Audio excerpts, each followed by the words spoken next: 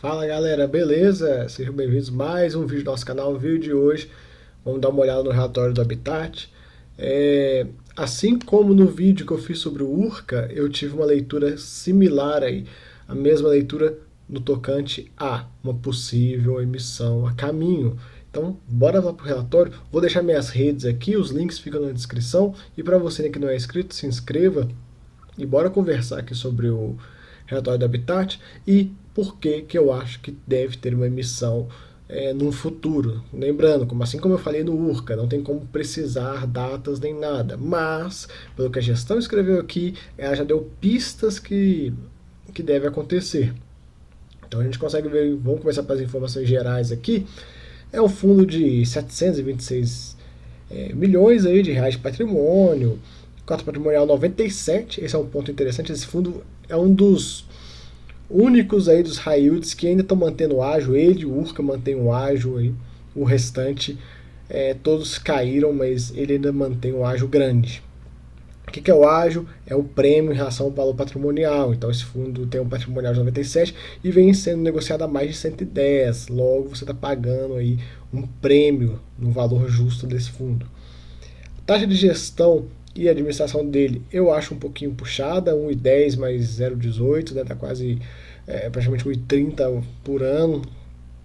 Poderia ser um pouco menor. E essa taxa de performance de 20% do QCD, 100% do CDI também, eu acho que, né, complicada. Ele fala um pouco do dividendo yield que é analisado em relação a esse valor de 110, que foi o fechamento do mês aí. Mesmo no ágil ainda é um dividendo grande.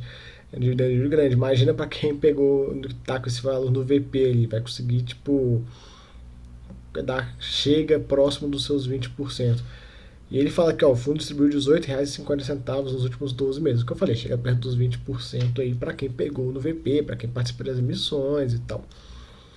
Ele fala aqui, ele já começa, né, padrão do Habitat, falando da alocação do fundo, 87% alocado em CRIs, 44 operações distintas, 6,8% alocado em FIIs e 5,2% em caixa, 37 milhões. Ele fala aqui, fevereiro alocaram 11 milhões em tranches adicionais e reduzir a exposição em fundo imobiliário. Excelente.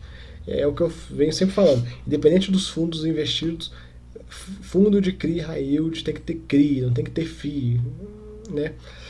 Então ele já reduz aí e pega aí essas três tranches adicionais aqui. A gente vê 1, 2 e 3, 500 mil em uma, 2 milhões e 200 em outra, 8 milhões e 500 em outra. A gente vê as taxas aqui bem em linha com o que já é praticado no fundo. E que lembrando, o que é tranche adicional?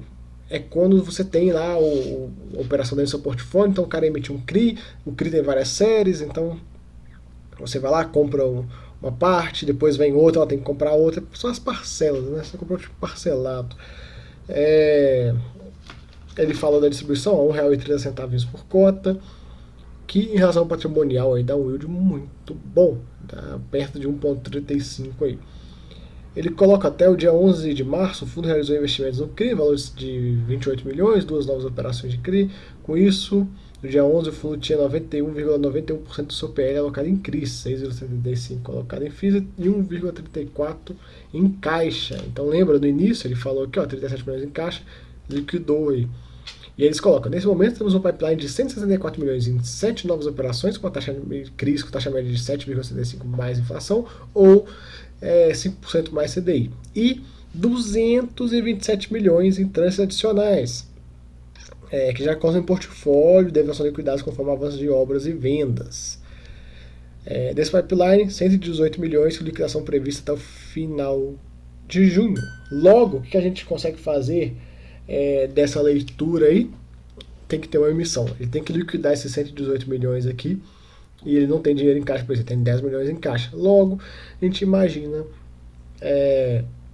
que deve ter uma emissão. Ele tem esse pipeline dele dá algo em torno de 380 milhões de reais. A gente vê aqui, o fundo fez o IPO de 240, depois fez uma de 150 e uma outra de 160.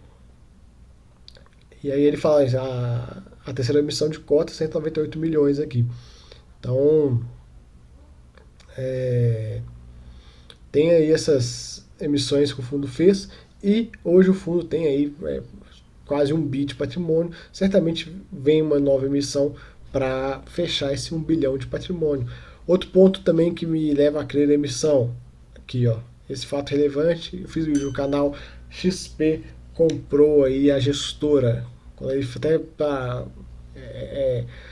não deixar dúvida, ele coloca aqui ó, a XP irá adquirir titularidade das cotas da Habitat, não é as cotas do fundo, é as cotas da empresa Habitat. Então, tem essas coisas que levam a crer. Então a gente vê o que são os sinais que o fundo dá.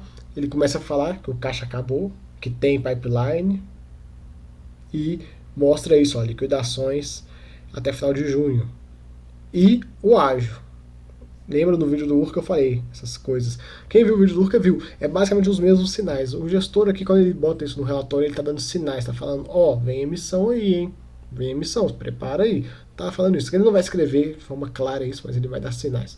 E aliado agora ao fundo ter essa a XP ter essa participação na gestora, isso leva a crer numa emissão aí mais facilmente. A gente sabe como é que a XP é, né? Então, isso aumenta também o poder de captação do fundo dentro dos clientes da XP. Então, como eu falei no vídeo do Urca, a mesma coisa, é a tempestade perfeita para vir uma emissão. O valor dessa emissão é difícil de falar, eu acredito de pelo menos uns 300 milhões de reais aí, para liquidar tudo isso aí, liquidar os 118 aqui que eles estão previstos e fazer esse pipeline aqui de 164.